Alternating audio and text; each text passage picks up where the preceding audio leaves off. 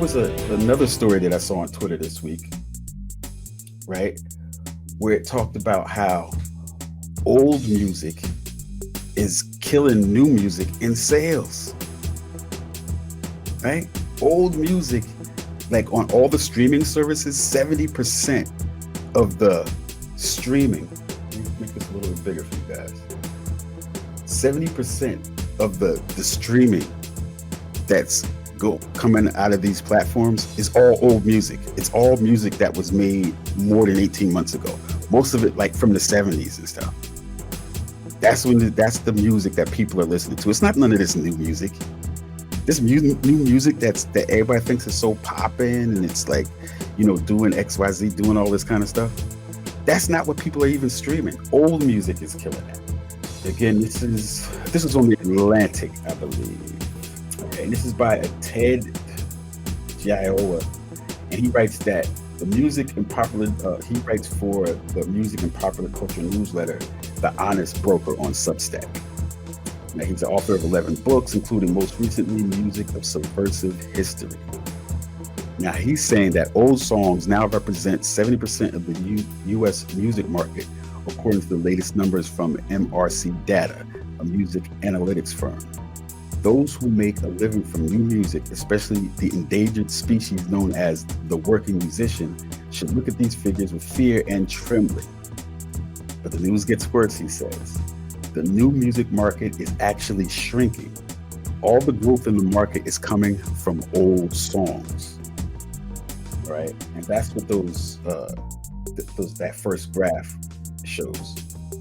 It says that the 200 most popular new tracks now regularly account for less than 5% of total streams.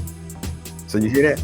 The 200 most popular tracks that are playing on the radio 24/7, that's actually less than 5% of the total streams of music.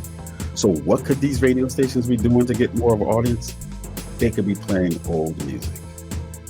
All right. Now, the reason why he says that that's shrinking is because 3 years ago, the rate of downloads for new music was like 3 times that amount. So it was like 15% of the market was those most popular songs. Even though it was still less than old catalog music, it's now dwindled down to 5%. So the more time that goes on, as we've been going through these last 3 years, less and less new music is being streamed by people on the internet.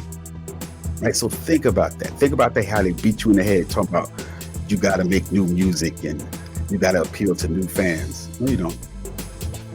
No, you don't. No, you don't. All right. The current list of most downloaded tracks on iTunes is filled with the names of bands from the previous century. So like from the 20th century, over 22 years ago, they're saying. Creedence Clearwater Revival, The Police, etc. And he talks about how in the music industry, most people are inspired. They want to send you to all the new music. That's what they're done. That's what their job is, to make you, right? He says, I hear from hundreds of publicists, record labels, band managers, and other professionals who want to hype the newest new thing. Their livelihood depends on it. The entire business model of the music industry is built on promoting new songs.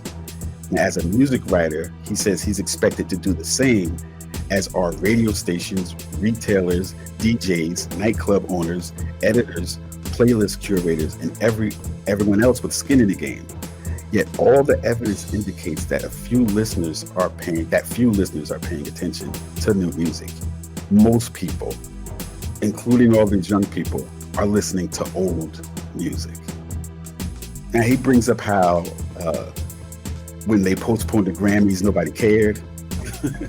Nobody cared, and like 20 years ago, that would have been a big thing if the Grammys got postponed, but nobody cared.